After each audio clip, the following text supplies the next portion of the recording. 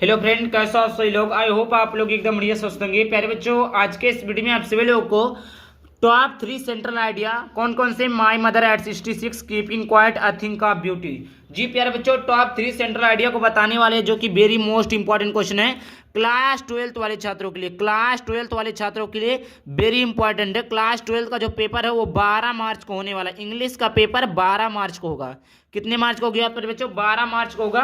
तो उनके लिए रामबाण होने वाला है, क्योंकि आज के इस वीडियो में माई mother at 66 keeping quiet a thing of beauty का सेंट्रल आइडिया उसका हिंदी में समझाऊंगा। कॉन्सेप्ट एकदम बिल्कुल कॉन्सेप्ट रहेगा। उसके बाद में देखिए टॉप 3 4 नंबर के आते हैं। कितने नंबर के आते हैं पर बच्चों? ये एक सेंट्रल आइडिया 4 नंबर का आता है।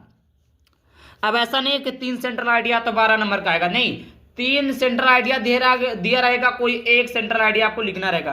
कितने दिए रहेंगे पर बच्चों? कोई 3 दिया रहेगा, एक सेंट्रल आइडिया आपको लिखना रहेगा। जैसे देखिए 100% बिल्कुल पक्का, जैसे 100% बिल्कुल पक्का कि यही प्रश्न आएंगे पर बच्चों। और देखिए यहाँ पर जैसे लिखा right the central idea of any one of the following points, ऐसे ही आपको पेपर में लिखा हुआ मिलेगा कि लिखा रहेगा कि right the central idea of any one of the following points. इसके मतलब ये हुआ कि जो नीचे सेंट्रल आइडिया दिया हुआ है इसमें से किसी एक पोएम के सेंट्रल आइडिया को लिखना। एनी वन मिस होता है कोई एक। समझ में आ गया? एक एक करके सभी का द एंड करने वाला हूं प्यारे बच्चों। तो सबसे पहले हम पढ़ेंगे प्यारे बच्चों माई मदर एट 66। जी प्यारे बच्चों, किसका पढ़ेंगे? माई मदर एट 66 का सेंट्रल आइडिया। उससे पहले छोटी सी प्रार्थना, वीडियो को पहली बार देख रहे हैं चैनल को सब्सक्राइब करके लाइक को जरूर कर देना और दोस्तों के साथ शेयर कर देना इसी तरह के वीडियो देखने के लिए। तो सबसे पहले यहाँ पर देखते हैं माई मदर एट 66 है। क्या प्यारे बच्चों? माई मदर एट 66 है, जो कि मोस्ट इंपॉर्टेंट है और आना कंपलसरी है, क्योंकि ये आपका देखिए कम से कम 6 से 7 साल लगातार पूछे जा रहे हैं। 6 से 7 सालों से लगातार आते जा रहे हैं, तो काफ़ी ज़्यादा इंपॉर्टेंट आपके लिए। तो सबसे पहले स्टार्ट करते हैं। पहला है my mother at 66 is based on the theme of advancing age and the fear of loss and separation associated with it. The poetess undergoes a plethora of emotions when she sees her mother aging and feels the pangs of expression at the thought of losing her। तो देखिए ये बहुत ही ज़्यादा important है। तो देखिए माई mother at 66, मेरी माता 66 में होता है 60, based on the theme of advancing as, मतलब 66 साल का मतलब है जो 60 साल की मेरी माँ बढ़ती उम्र और उससे जुड़े नुकसान। भाई कोई व्यक्ति है, कोई बुढ़ा है तो वो बढ़ता जाएगा, मतलब जैसे उसका उम्र ढलता जाएगा उसकी परेशानियां, उसकी बीमारियां, उसकी सारी चीज़ें प्रॉब्लम बढ़ती जाएंगी। वही चीज़ लिखा है 66 साल की मेरी माँ बढ़ती उम्र और उससे जुड़े नुकसान और अलगाव के डर के विषय में आधारित है, के विषय पर आधारित है। बेस्ट विश क्या होता है? आधारित है। द थीम मतलब ये जो कहानी का सारांश है। आप advancing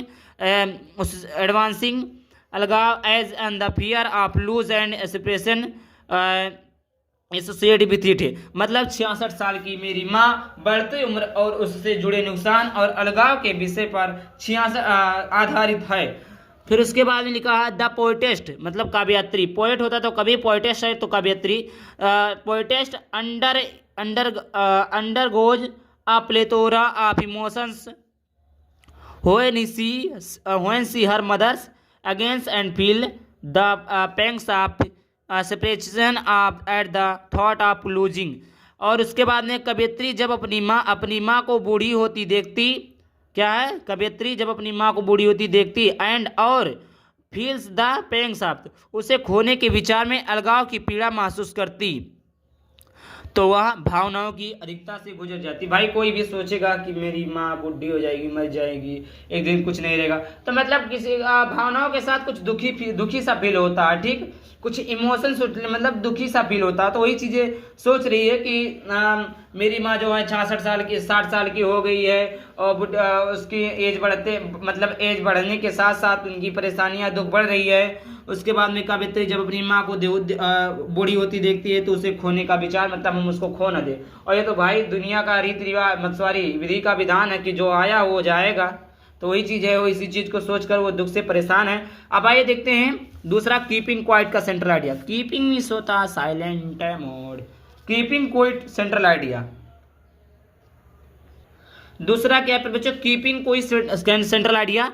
the central idea of the poem keeping quiet is to keep silence for a moment and do nothing. क्या लिखा, the central idea of the poem, जो सेंट्रल आइडिया का पोएम कीपिंग क्वाइट है, is the keep silence for moment and do nothing, instead introspect ourselves and understand what we are doing. The poet appeals to stop wars, hate, pollution, killing of animals and hurting ourselves and spare time to go deep into the soul. समझ में आया बच्चों, ये है आपका। तो देखिए the central idea of the poem keeping quite, तो कीपिंग क्वाइट जो कीपिंग साइलेंट कविता का केंद्रीय विचार आंदोलन के लिए मौन रहना और कुछ ना कहना है। इसके बजाय आत्मनिरीक्षण करे और समझे कि हम क्या कर रहे हैं। कवि अपील करता है कि युद्ध, घृणा, प्रदूषण, जानवरों की हत्या और खुद को चोट पहुंचाने से रोके और आत्मा की गहराइयों में जाने के लिए खाली समय दें। समझ आए पर बच्चों, इसमें कुछ समझने वाली बात नहीं। अगर आपको ग्रामर आता अच्छे से तो आप इसका हिंदी अनुवाद कर ले जाएंगे, वरना बाजेंगे।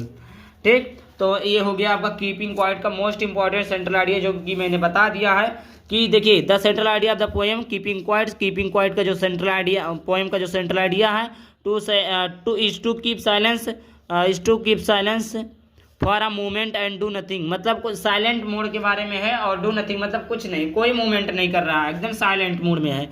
Instead inspect ourselves and understand what we are doing, the poetess appeals to stop wars, hate, pollution, killing of animals and hurting ourselves and spare time to go deep into the soul। तो इसका कहने का मतलब ये है बच्चों कि जो एनिमल है और उसके बाद में जो जानवर की आवाज़ है, कारखानों की आवाज़ है, प्रदूषण की आवाज़ है, अपने को चोट पहुंचाने, मतलब सारी चीज़ें हैं, तो ये कहीं ना कहीं जाने के लिए खाली समय दे, आत्मा की गहराइयों में जाने के लिए खाली समय दे, इसी के ऊपर सारी चीज़ें। तो ये रहा कीपिंग क्वाइट के ऊपर।